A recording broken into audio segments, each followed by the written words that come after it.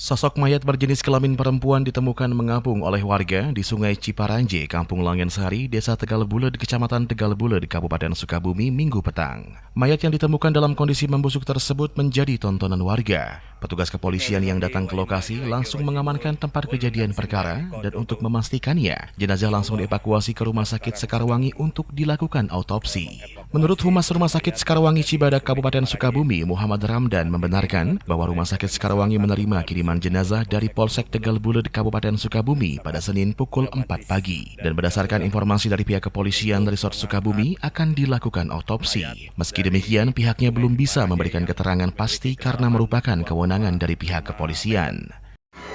Memang betul Rumah Sakit Sekarwangi mendapat kiriman jenazah dari Polsek Tegal Bulet tadi sekitar pukul 4 pagi dan jenazah sudah terima di sini dan menurut keterangan dari Polres akan dilakukan tindakan otopsi. Sementara kami belum bisa menemukan atau mendapatkan identitas korban secara lengkap.